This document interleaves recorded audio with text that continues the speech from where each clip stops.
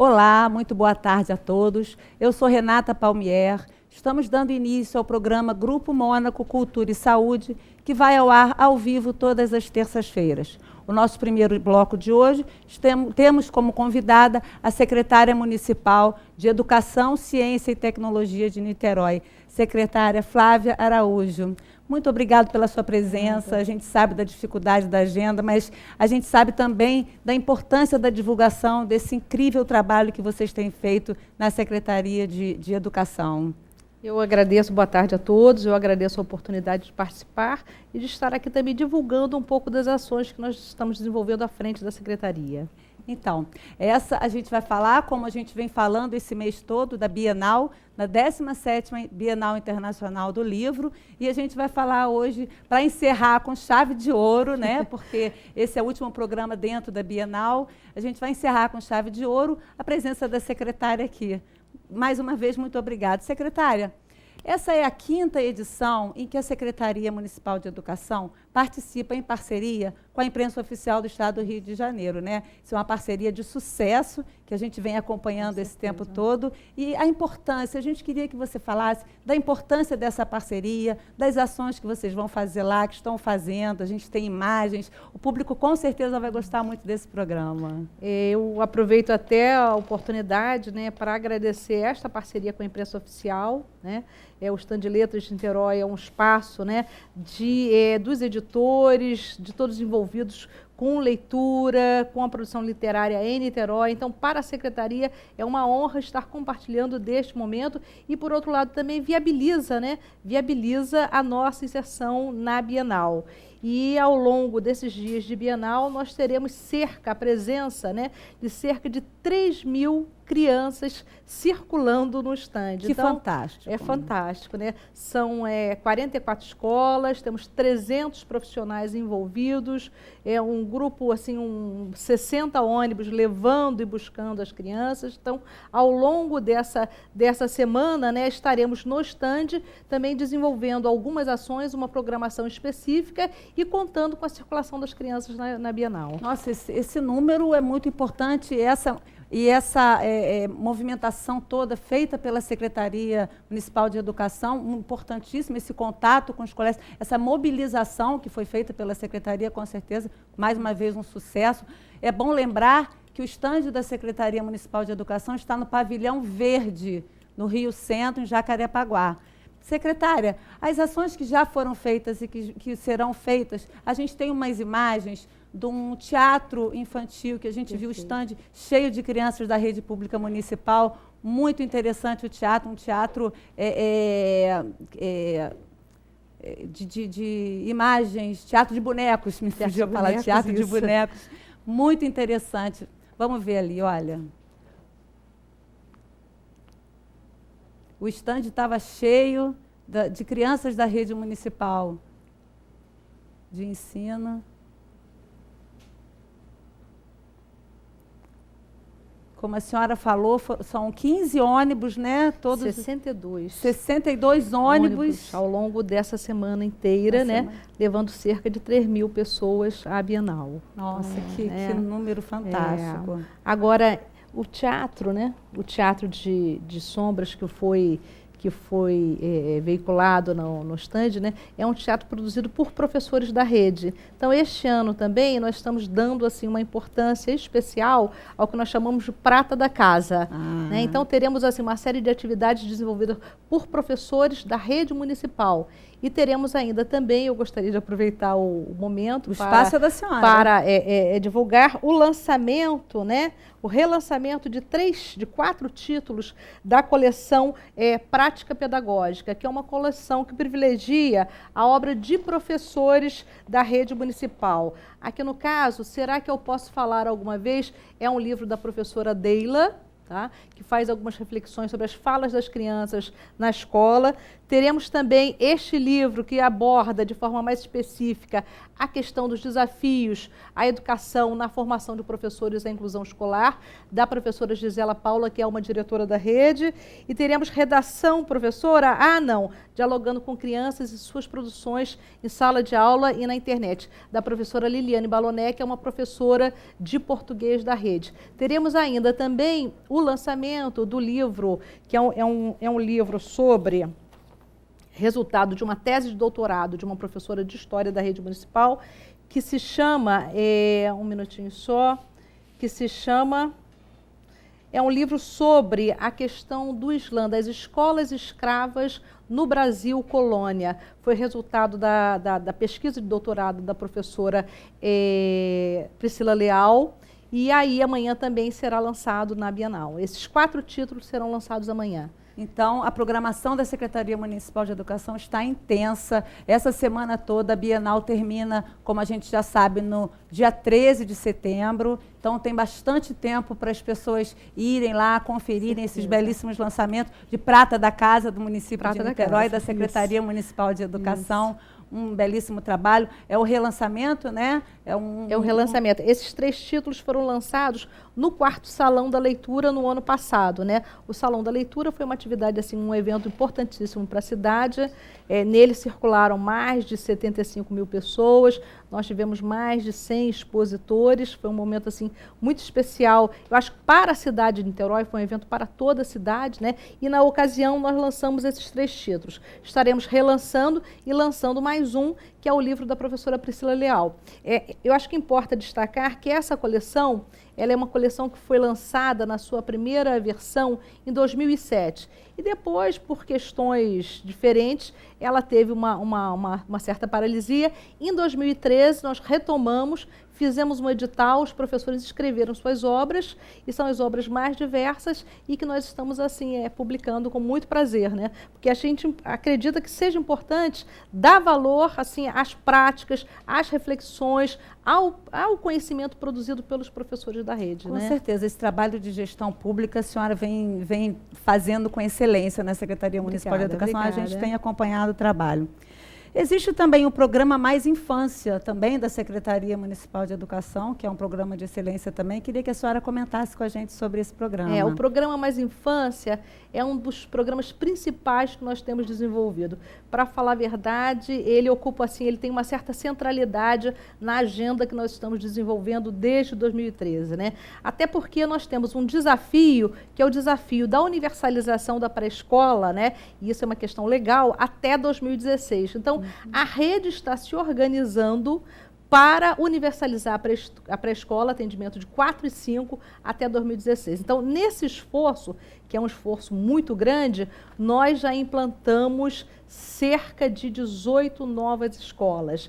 E até 2020 nós estaremos com 20 novas escolas. São unidades municipais de educação infantil que funcionam todas em horário integral, com 2 professores por sala de aula, 4 refeições diárias.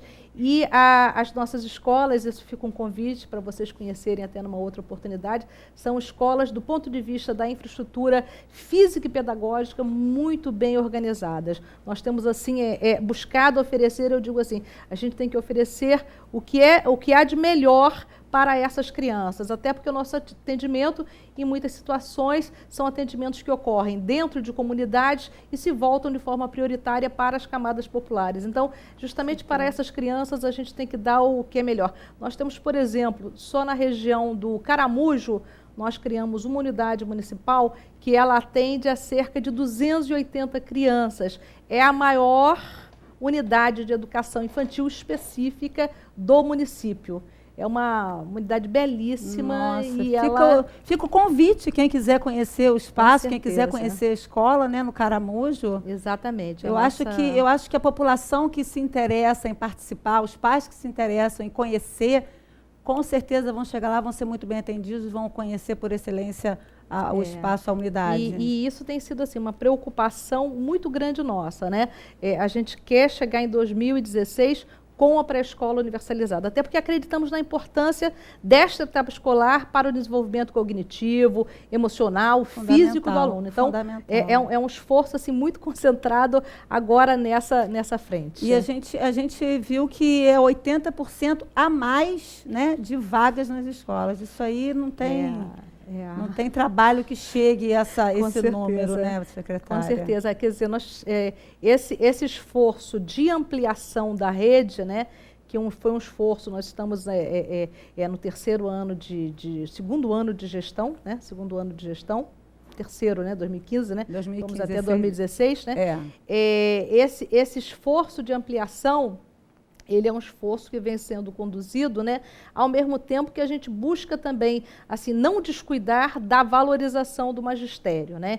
Então, fizemos até em 2014, né, 13, 14, um plano de cargos que buscou valorizar, eu digo que ele tem assim uma pegadinha boa, né, que é buscar valorizar a formação. Hoje o professor da rede, que faz mestrado e doutorado, e nós já temos em Niterói um grupo assim muito bem formado, ele tem uma melhoria salarial. Então, a gente busca crescer, mas crescer valorizando, cuidando também daquilo que a gente acha que a nossa matéria assim, principal, que é o professor. Né? Esse programa que vocês têm também de formação continuada, né, justamente fala disso, de seminários, palestras, inclusão, esse esforço concentrado que vocês estão fazendo para munir os professores cada vez mais de bons conhecimentos, de conhecimentos. Porque a gente sabe também, né, que não é só salário, né? O professor ele precisa, né, ter acesso, né, à qualificação profissional, e essa qualificação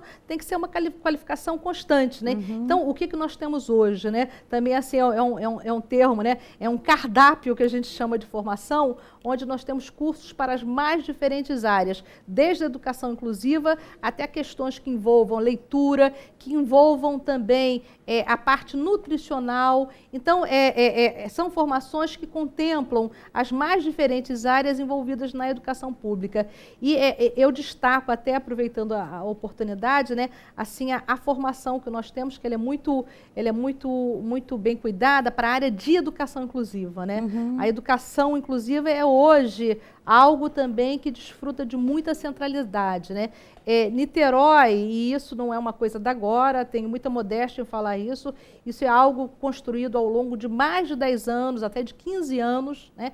Até porque conta com um grupo de profissionais, de professoras muito boas nessa área. Que bom, na rede esse municipal. Trabalho de inclusão é importantíssimo, importantíssimo. Né, secretária? Então, nós temos mais de 1000 alunos com necessidades especiais, deficientes, hoje nas salas de aulas, que são atendidos por mais de 600 professores de apoio. E, além disso, também eles têm um trabalho, eles passam por um trabalho em salas de recursos, e esses professores, né, por isso que eu falei isso, eles são assim, objeto de qualificação constantes, né? Porque a gente sabe que é preciso, e é uma área muito sensível, né? É uma área muito sensível, que a pessoa precisa ter formação e também uma certa identificação para trabalhar. Né? Porque, vai acontecer na Bienal, aproveitando que a senhora falou de inclusão, né, o lançamento de um livro, uma palestra de inclusão lá no estande da Bienal. Também fica aqui o convite para quem quiser se inteirar mais desse assunto, conversar com os professores que trabalham com inclusão social, esse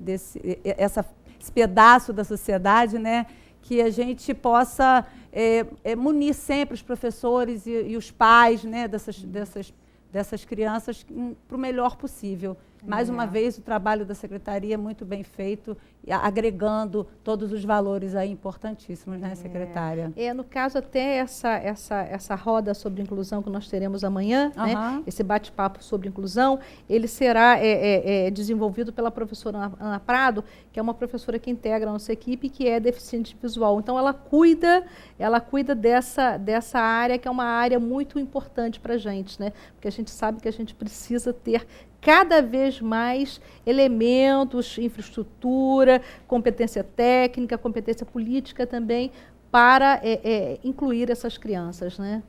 Esse trabalho que vocês estão fazendo, Rio Card Acompanhante, né? Eu achei muito interessante também, secretária, que a gente possa falar sobre isso. O Rio Card Acompanhante, ele na verdade, ele é uma perna, digamos assim, um braço importante desse trabalho de garantir o acesso da criança, né?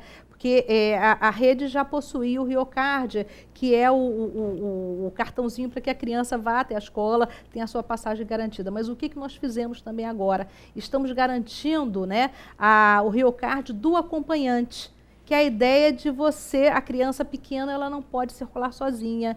Então, você precisa também garantir, né, a passagem do acompanhante para que essa criança, efetivamente, que essa criança frequente a escola. O objetivo é criar condições para garantir o acesso da criança à escola. E esse horário integral das escolas entra nesse projeto também? Entra. Né? Esse já é um projeto muito assim, muito querido, né?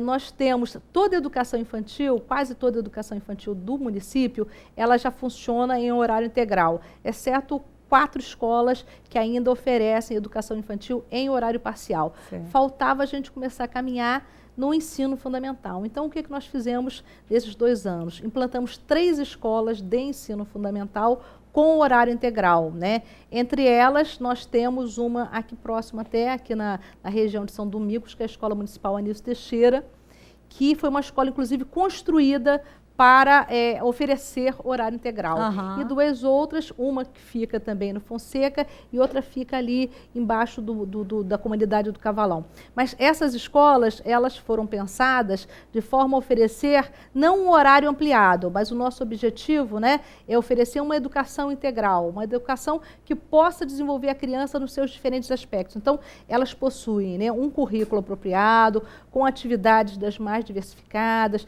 que contemplam questões relativas ao corpo, relativas à aprendizagem de língua estrangeira. Perfeito. É um currículo construído para isso. Língua estrangeira também, secretária? Essa foi assim, também é uma coisa assim que me dá muito prazer em falar, né? Eu fico muito orgulhosa disso, né? Nós agora também, a partir de 2013, fizemos uma mudança e começamos a oferecer língua estrangeira para as crianças a partir dos 6 anos de idade. Até porque a criança de classe média, né, ela tem acesso a inglês, cursos particulares, né? A criança de classe popular, ela não tem. Então, qual foi a nossa preocupação? É preciso que a escola também comece a oferecer cedo, porque a gente sabe que o aprendizado de língua estrangeira, quanto mais cedo, melhor. Então, agora, aos 6 anos, eu digo assim, que uma próxima meta que eu tenho é começar a oferecer aos 4 anos de idade. Porque seria interessante a criança entrar na pré-escola e já começar com inglês, com francês. Por enquanto não conseguimos ainda, mas agora na rede municipal, aos 6 anos, ela já tem ou inglês, ou francês, ou espanhol. É muito interessante. Essa escola de tempo integral, Anísio Teixeira, quando você entra na escola, as crianças estão falando francês. É muito bacana. Olha, que incrível. Isso realmente são coisas assim que nos comovem, nos motivam a continuar. Cada vez né? a trabalhar mais, né, secretária? Parabéns mais uma vez pelo trabalho de vocês. As bibliotecas populares, né? Inclusão de leitura, desenvolvimento disso. Vocês também têm um projeto muito bacana, inclusive em parceria também com a Bienal. Parece que na Bienal fizeram algum projeto especial, né? Com certeza, né? Nós estamos até levando para a Bienal leitores das bibliotecas. Sairá um ônibus só com leitores, para que eles possam também ter acesso. Os frequentadores das bibliotecas ganharam também uma possibilidade de ir até a Bienal, porque a gente acredita que a Bienal é um evento importantíssimo para todos nós, né? Democrático e acho que assim, a nossa intenção é ratificar a importância da leitura, né? Todos precisam ler, as crianças precisam ler, os jovens, os adultos também, né? O pessoal da EJA também estará lá, não é isso, né? Adultos. E também os frequentadores das bibliotecas, né? Eles precisam também ter o seu acesso garantido. Então, interessante, muito interessante essa iniciativa, né? Os frequentadores da biblioteca que estavam lá sempre lendo e curtindo, receberam a notícia de que teriam transporte, né, para ir à Bienal. Um ônibus para eles. Olha, que bacana iniciativa, né? Secretária. Parabéns, parabéns. E concurso também, né? Vocês fazem muitos concursos, já existe, né? E vocês estão implementando cada vez mais. Existe o Criadores de Começo, Criando Niterói de Amanhã. Também tem parte disso a Bienal, ou isso é um outro projeto? Isso é um outro projeto, né? Mas são ações que envolvem toda a rede, né? E até aproveito para destacar que agora em outubro nós teremos a Semana Nacional de Ciência e Tecnologia, né? E aí teremos também o concurso de poesias, que é um concurso que a rede faz de forma tradicional, né, e do qual participam as crianças das unidades de educação infantil, os jovens, os adultos, todos participam, né? Então é um momento assim muito especial. A rede ela é muito sensível, né? E ela é muito participativa, né? Então ela atende muito bem a estes convites, né? Que trabalho incrível. A política de formação de leitores, que a Secretaria Municipal implementa sempre, ela tem um início, um meio, e vocês chegam a um determinado ponto, ou essa pessoa vai estar sempre sendo atendida por vocês nas bibliotecas? Como que a gente pode, uma pessoa que está interessada, eu quero me formar um leitor, eu quero aprender a ler, porque a gente tem pessoas que dizem, eu quero ler, mas eu não sei ler. A gente teve aqui a coordenadora do Projeto Mais Leitura, dizendo que numa oportunidade ela conheceu uma pessoa dentro da loja do Projeto Mais Leitura e que ele pediu para que ela ensinasse ele a ler, que ele não sabia ler. Como que vocês trabalham isso? Na realidade, nós temos várias ações no âmbito do programa de leitura, né? Ações que incluem desde a formação de professores, e aí são ações mais focalizadas, e ações que são desenvolvidas também pelas e nas bibliotecas populares. As bibliotecas hoje contam com uma programação muito bacana. Até no âmbito dessa política de incentivo às bibliotecas, nós reabrimos, né, aquela biblioteca que era a biblioteca do Campo de São Bento, que é uma biblioteca muito importante para a cidade. Acho que ela faz parte assim, um pouco da história de todos nós. Com certeza. E ela estava fechada, ela foi municipalizada. Então, ali na biblioteca, por exemplo, aos sábados nós temos intensa programação que envolve contação de histórias, rodas de leituras, rodas entre leitores e também teatrinho também para as crianças. Então, a gente tem procurado também assim, oferecer um leque bem diversificado para incentivar isso que a gente acha importante, que é ler. A gente acha isso muito importante também. A gente ficou até emocionado quando a gente soube dessa história, que como que você, né, um adulto já, a gente não tem essa noção de que, poxa, uma pessoa adulta não sabe ler um livro. A gente ficou muito emocionado e a pessoa explicou, encaminhou esse leitor a uma biblioteca. Nós fizemos todo esse trabalho e foi muito bem sucedido. Hoje ele é assíduo frequentador legal, do Projeto Mais Leitura da Imprensa Oficial. Por falar nesse projeto, secretária, queria que a senhora falasse para a gente um projeto democrático com o objetivo de democratizar a leitura. A Imprensa Oficial tem esse projeto, o Projeto Mais Leitura, né, que vende livros a R$2, R$3 e R$4. Fantástico. Que, por sinal, está na Bienal também, ao lado. É fantástico esse projeto, é fantástico. Fala um pouquinho para a gente, a senhora com todo o conhecimento. Eu acho assim, até no salão do livro, leitura, no salão da leitura que nós fizemos ano passado, né? Eu lembro que o stand bombou, assim, desculpe a expressão, né? Mas o preço e a qualidade, que é o mais importante, não é só o preço, né? A qualidade dos livros que foram lançados, né? Então nós eu observei que existiam filas até para comprar os volumes, né? E acho que a gente poder ter um bom título, né, como a imprensa nos oferta, né, e ainda mais com um preço extremamente democrático, isso é fundamental. Eu tenho certeza, porque as crianças que estão indo, né, no ingresso delas, elas têm um vale leitura, né, então, um vale livro, né, então elas, vão sem dúvida, vão. Eu mesma vou contar para você que amanhã estarei lá e vou aproveitar. No estande do Projeto Mais Leitura.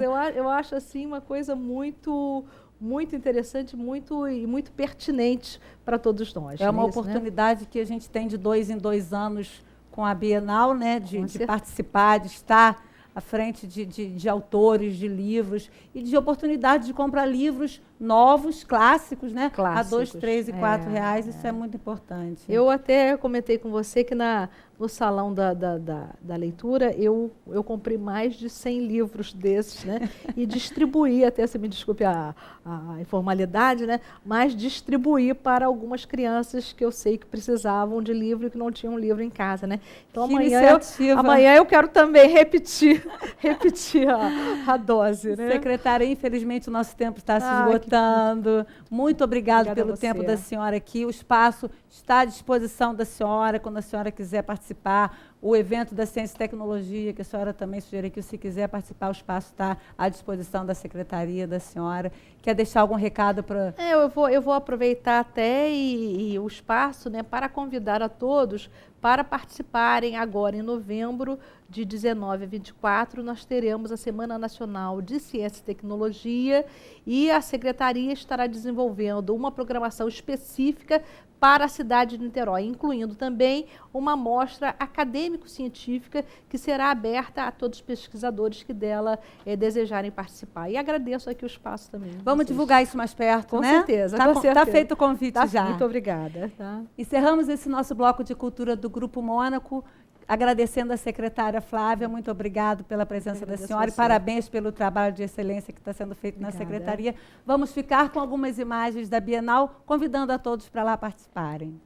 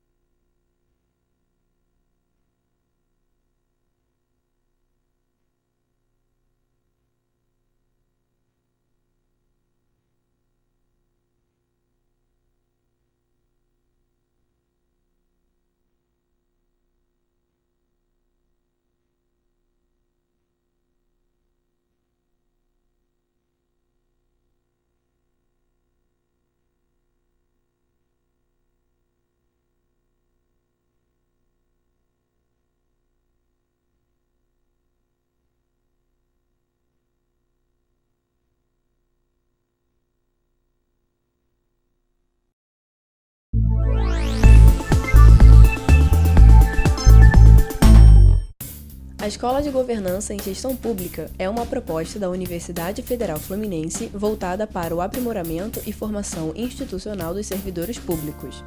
Terá como finalidade elaborar projetos e articular redes de apoio, entre outras iniciativas, para melhor capacitar os profissionais vinculados à Universidade Federal Fluminense. O programa pretende também atender no futuro aos profissionais de administração pública em geral, cumprindo assim a função social da universidade. A escola ela é um dispositivo para que nós possamos melhorar os serviços públicos e tornar a gestão da universidade cada vez mais republicana, de qualidade, eficaz, que presta um bom atendimento, tanto à própria comunidade universitária quanto às pessoas externas a ela. Nós somos uma instituição universitária e, como tal, nós temos aqui os recursos humanos necessários a todo tipo de formação. Então, nós podemos pensar em formação universitária, nós podemos pensar em formação de pós-graduação, mas também nós podemos pensar naqueles cursos que vão melhorar e aperfeiçoar cada vez mais a mão de obra, o trabalho docente dentro da universidade e até mesmo fora dela. Ela tem o objetivo de promover uma gestão melhor, uma gestão compartilhada, cooperativa, para que a universidade possa realizar mais com menos incômodo, com menos insatisfação pessoal, ela busca motivação, ela busca que a universidade se torne mais eficiente, mais realizadora. Nesse projeto, será exaltada a dimensão acadêmica das práticas e conhecimentos elaborados no processo de gestão da universidade, a fim de ser criada uma teoria sobre a administração pública. Quando nós pensamos a educação dos servidores, nós pensamos em ter como foco o seu próprio trabalho e a sua atividade cotidiana. Ou seja, nós partimos do princípio que o trabalho, ele é em si produtor de conhecimento. Muitas questões que não estão nos livros, que não estão nos protocolos, são criados por eles no seu ambiente de trabalho. Portanto, nós pretendemos ter essa experiência cotidiana, como principal insumo para o processo de aprendizado. Ou seja, aquilo que é aprendido nos cursos é imediatamente consumido pelos trabalhadores e se reverte ao mesmo tempo para a sua própria atividade do trabalho. Ou seja, ele traz questões do seu trabalho para o curso, se alimenta de teorias para ajudar a pensar o seu trabalho e retorna superando problemas, qualificando, fazendo melhor. A escola pretende articular as competências já existentes na universidade através de 2 frentes principais: projetos de qualificação e de capacitação. Na área de qualificação, a gente pretende apresentar como uma possibilidade curso de graduação no nível de tecnólogo em gestão pública, particularmente direcionado para técnicos administrativos que não adquiriram, né, o nível superior. E, claro, seguir estimulando aqueles professores que ainda não têm o doutorado, que o façam e tentar garantir todas as condições para que isso aconteça. O nível de capacitação, né, além daqueles necessários para que a atividade administrativa se desenvolva de acordo com as demandas institucionais, também a gente percebe a necessidade de se aproximar do segmento docente e potencializar a atividade de ensino, pesquisa e extensão a partir de um melhor compartilhamento de tecnologias que incrementem a atividade docente. A importância da Escola de Governança em Gestão Pública para os servidores técnico-administrativos é que cada vez mais o desenvolvimento do servidor está sendo valorizado.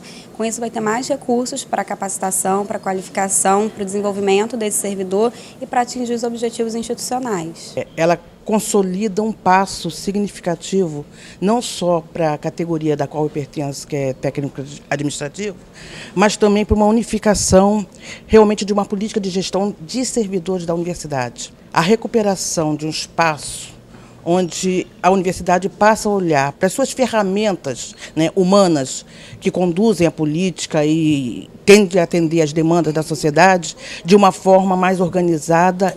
Há muito a Universidade Federal Fluminense trabalha em prol de unir saberes que nos permitam avançar nessa questão de governança. E hoje nós estamos aqui, penso que num grande encontro para nos parabenizar de estarmos agora demarcando o início de uma proposta concreta e factível. O Brasil atravessa uma crise, mas é em meio de crises que nós vamos pensar e vamos provocar desafios. Eu parabenizo a UF, estou nesse movimento e acredito que nós vamos fazer crescer a Escola de Gestão e Governança. É um sonho que alimentamos há muito tempo. Então, eu preciso desse momento e estou aqui para apoiar a escola. Ela tem um modelo de construir com as pessoas. Não é uma escola pronta, não é uma escola que traz conceitos congelados de fora, ela vai ser construída pelas próprias pessoas que compõem a universidade. Então, ela, na verdade, é um exercício do que nós temos feito nessa gestão, uma gestão compartilhada, cooperativa, construída por todos e para todos.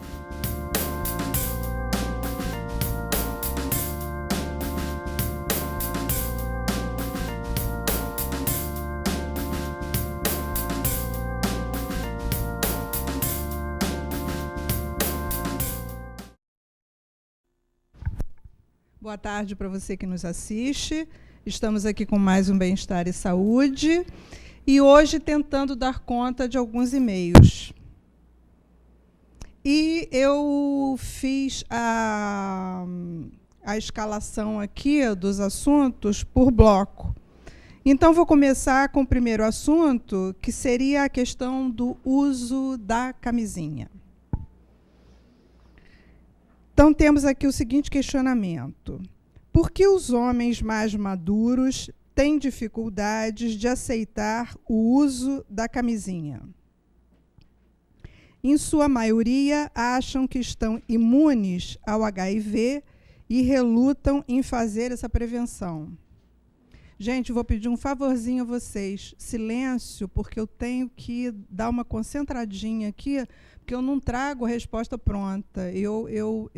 Nesse momento é que eu vou raciocinar em cima da questão para responder. Então, qualquer barulhinho que fica no ar interfere nessa coisa aqui da minha conexão comigo mesma para poder dar conta dessa. Então, qualquer barulhinho interfere aqui.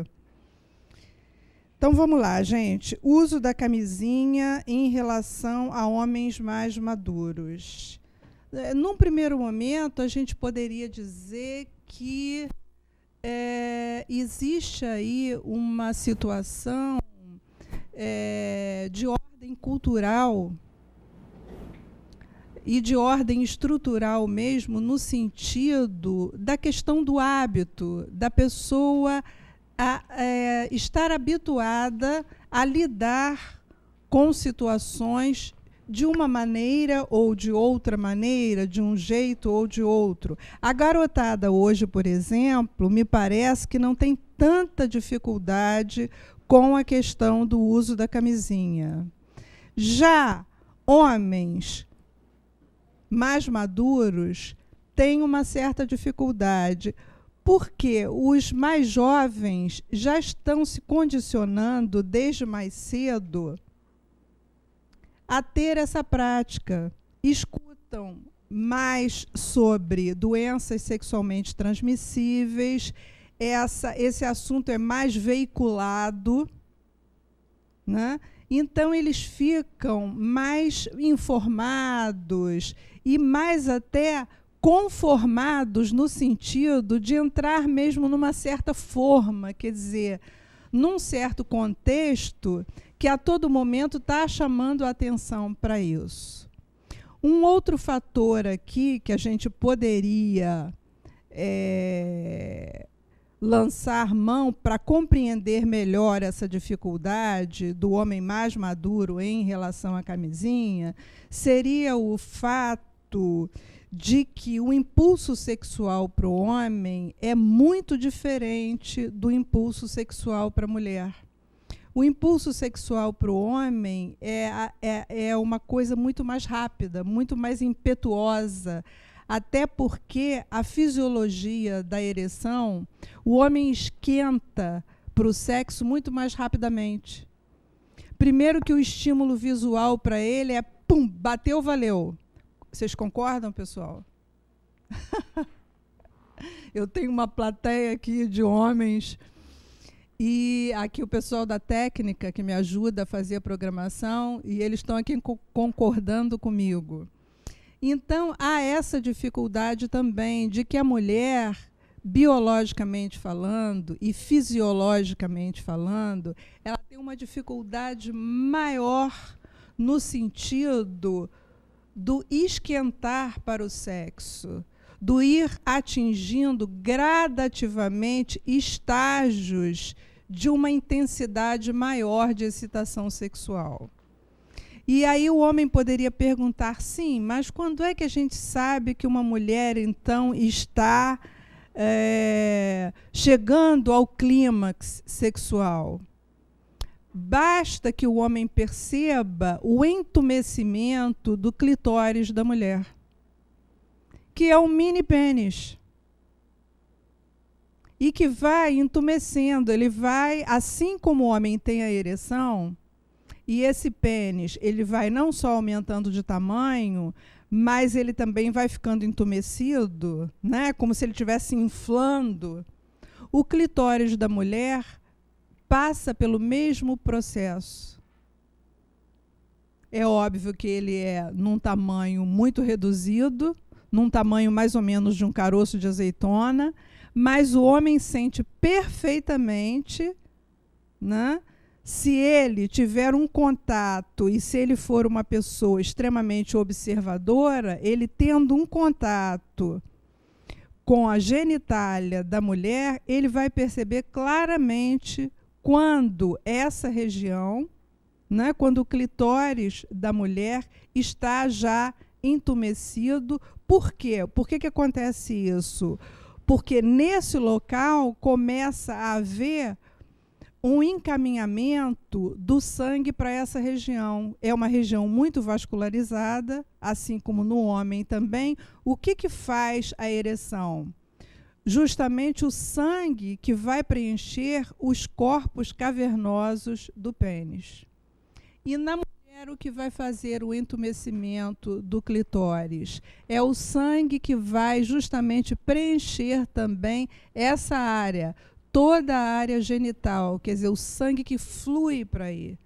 Por isso é que a gente diz, tem que esquentar, porque quando o sangue flui para uma determinada região do corpo, essa região fica mais quentinha, naturalmente, é óbvio. Tem uma quantidade maior de sangue ali, ela fica mais irrigada, há uma vasodilatação naquele local, até para que esse sangue vá para aquela região.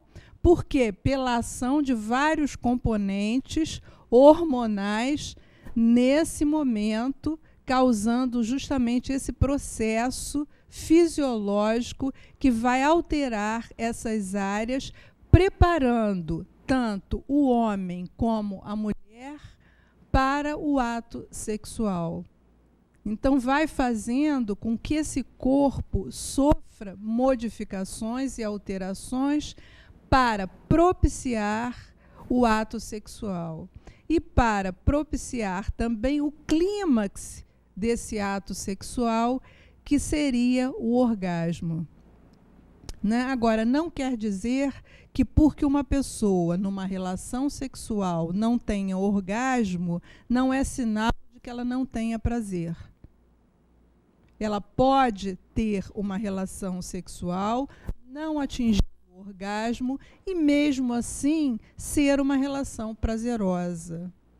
Então também é importante que os casais não fiquem fixados nessa coisa de obrigatoriamente tem que ter orgasmo porque senão não teve prazer. Não, o orgasmo seria o clímax, seria o auge da relação.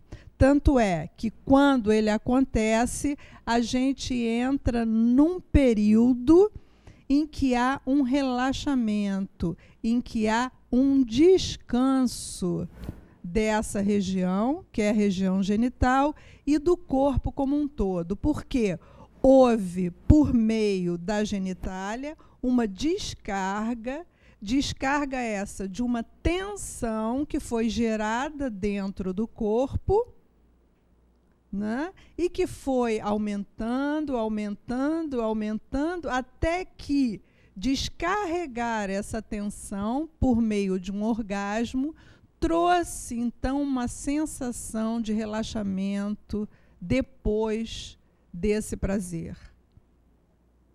Né? Então, essa é a via que acontece na fisiologia tanto do homem como da mulher em relação ao clímax dessa situação. Agora, uma outra questão que seria boa de nós abordarmos em relação ao uso da camisinha seria, mais uma vez, chamarmos a atenção sobre as doenças sexualmente transmissíveis. Gente, não é só a questão do HIV, mas a gente tem o HPV, a gente tem a sífilis, a gente tem herpes genital, a gente tem uma série de doenças, tem as hepatites B, a hepatite C, tem N mais doenças aí que a gente pode acrescentar, né? Como há uns tempos atrás a gente tinha muito medo e falava justamente da blenorragia, por exemplo, que é uma doença que hoje já não mete tanto medo por causa dos antibióticos fazendo um efeito bom nessa situação. Mas a questão da blenorragia, né? Que é uma infecção também séria e que tem que ser tratada. E outras infecções dessa ordem, que que a gente não vai ficar aqui descrevendo um número de coisas. Mas então sabemos que o uso da camisinha seria importante, sim, para evitar uma série de doenças que são doenças graves, são doenças perigosas e que comprometem bastante a saúde das pessoas. Então, se a gente puder ter mais cautela, se a gente puder ter mais cuidado, por que não? Né? Eu sei que muita gente diz, principalmente aí pela fisiologia masculina, o que acontece é o seguinte: eu acho que quando as pessoas que estão envolvidas num relacionamento dão conta, o ímpeto da situação, né, a situação é tão fora de controle no sentido da razão, quer dizer, a emoção é tão forte nesse momento, que isso sai um pouco do controle da razão, no sentido da pessoa ainda dizer, tem que parar o barato. Muita gente diz isso, né? Tirou o meu barato. E acho que o homem, com a questão da ereção, tem muito isso. Na hora que a mulher, às vezes, fala alguma coisa ou propõe alguma coisa, ele, às vezes, diz, tirou o meu barato, perdi o pique. Né? Então, isso é uma coisa que pode acontecer, sim. Mas, se a pessoa já estiver mais preparada e mais condicionada, ela já vai estar com uma parte de consciência dessa questão tão desenvolvida que ela já parte para esse relacionamento de uma forma assim mais tranquila, no sentido de lidar com isso já com uma certa espontaneidade, em que se consegue chegar a bons termos sem haver justamente essa coisa abrupta do cortou meu barato, me atrapalhou, né, tirou meu tesão, enfim. Então, fica aqui a minha sugestão. Num segundo momento, a gente tem aqui um questionamento em relação aos adolescentes no computador, de que cada vez mais eles se conectam nas redes sociais e se desconectam das relações olhos nos olhos, principalmente na família. Isso também eu diria que é um condicionamento, né? Quer dizer, nossos jovens, nossos adolescentes já são de uma outra geração. Na nossa geração, nós desde criança acostumamos a olhar nos olhos das outras crianças nas brincadeiras de maneira geral, em muitas brincadeiras e nas atividades que a gente realizava desde crianças. Hoje as crianças, desde cedo, já vão se acostumando ao celular, ao tablet, ao próprio computador. E até que ponto os pais também, com os seus horários às vezes apertados, com a sua carga horária de trabalho intensa, de certa forma, facilitam para essa criança e deixam essa criança durante muito tempo para que ela, às vezes, tenha um comportamento mais tranquilo, para que ela se distraia com animações que existem justamente nesses objetos, né, nessas conexões, e essas crianças ficam prejudicadas porque aquilo vai se tornando um condicionamento diário, o fato de estar frequentemente, durante um determinado momento, numa relação ali com um objeto que elas têm pleno controle sobre aquilo. Não estou gostando muito disso, mudo para aquilo. Não estou gostando muito daquilo, mudo para outra coisa. Numa relação entre pessoas, as coisas não acontecem dessa forma. Numa relação entre pessoas, existe uma coisa que a gente diz que dá mais trabalho, que é conquistar o outro, que é, de certa forma, estabelecer uma reciprocidade com o outro, um diálogo com o outro, né? Uma concordância que a gente precisa, às vezes, que o outro dê para que a gente possa desenvolver uma certa brincadeira ou uma certa atividade. E as crianças também, elas vão se influenciando cada vez mais, né, por essa ótica diferente de estar no mundo e de ver as coisas à sua volta. Quer dizer, se eu posso clicar um botão aqui, clique, e mudar para uma outra coisa quando eu não estou gostando, eu não posso fazer a mesma coisa com uma pessoa. Eu não posso fazer a mesma coisa com uma outra criança. Se a outra criança não quiser brincar da brincadeira que eu estou propondo, eu vou ter que ter um desgaste para pensar, para estabelecer um diálogo sobre isso, para trocar uma ideia. Isso dá um certo trabalho. Dá um certo trabalho também aos pais, à família.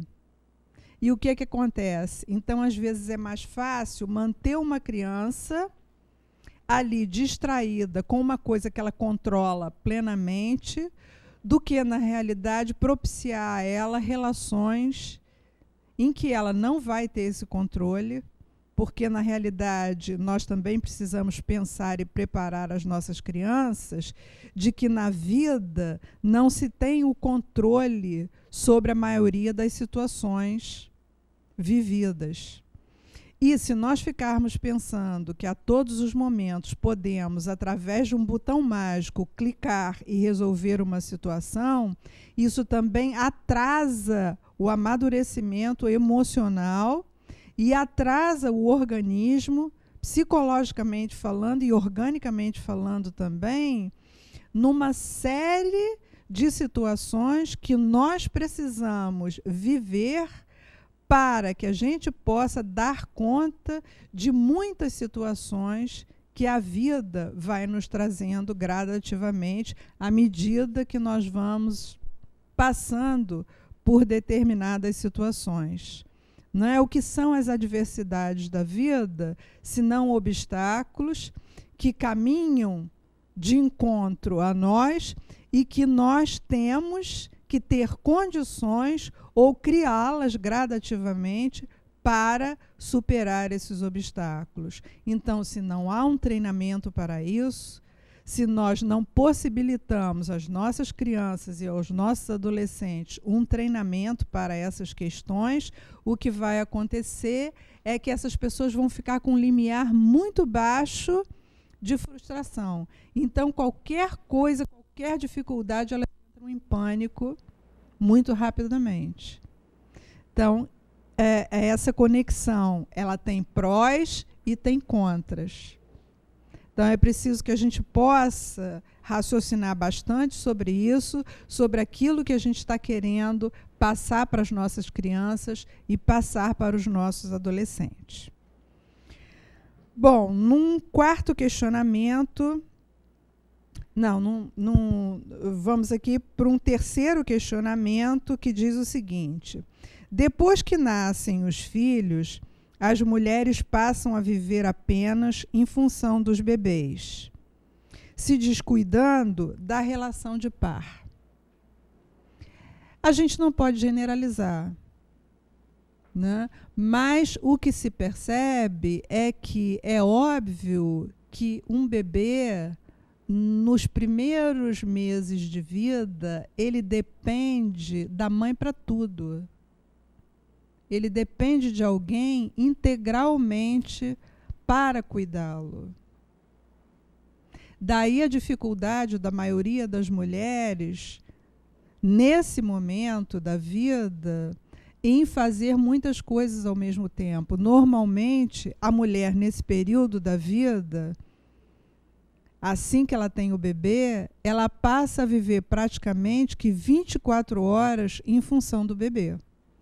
Tanto é que, se nós percebermos, o que acontece é que elas se sentem totalmente absorvidas pelas atenções que tem que dar ao bebê.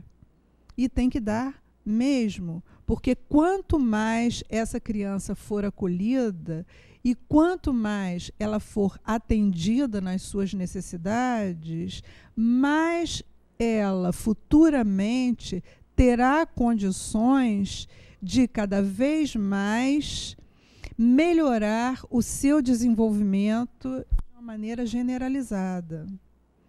A gente costuma dizer que a mãe suficientemente boa, para alguns autores dentro da psicologia, é aquela que intuitivamente, antes às vezes da criança mostrar que está necessitando de alguma coisa da mãe, a mãe intuitivamente percebe e oferece essa criança, nesse momento, aquilo que ela necessita. Como, por exemplo, a questão do mamar mesmo, né? Da criança estar com fome. A questão de pegar, às vezes, a criança no colo. O como ela pega essa criança no colo. Se ela pega essa criança com mais calma. Se esse colo é um colo que não traz tanta calma a essa criança, mas às vezes é um colo mais agitado, é um colo medroso, um colo ansioso, pelo fato, às vezes, de estar preocupada com essa criança, se ela está sendo atendida a tempo e a hora nessas necessidades que ela demanda. Então, essas coisas todas, o tempo todo, passam pela cabeça da mãe. E, nesse período, a mãe fica extremamente voltada para essa situação. Então, se os papais puderem cooperar aí e puderem ajudar nesse processo, por que não? Né? Quer dizer, por que a mulher, às vezes, se sentir tão sozinha nessa função? Por que o companheiro, nesse momento, não dividir um pouco mais essas tarefas? De pegar no colo, né? De dar a essa criança um afeto, um carinho, de trocar uma fralda, de dar uma mamadeira, muitas vezes. Ou, quando a criança já não está mais na mamadeira, ou já está na papinha, por que não este pai participar mais dessas carências que as crianças têm, no sentido de precisarem dos pais até determinada idade, para que elas possam, dali para frente, começarem a aprender com eles como cuidar dessas necessidades através justamente do que esses pais ensinam às suas crianças. Né? Um exemplo bom disso é quando a gente está tentando a criança, às vezes, a amarrar o sapatinho, que hoje é mais o tênis, né? Porque o tênis tem o cadarço. Então, a gente ensina para a criança a dar o lacinho. E ela custa um pouco aprender, não é de uma hora para outra que ela faz isso. Então, é muito importante que o pai, desde pequenininho, desde o bebê novinho, que ele vá dividindo essas tarefas com a mãe.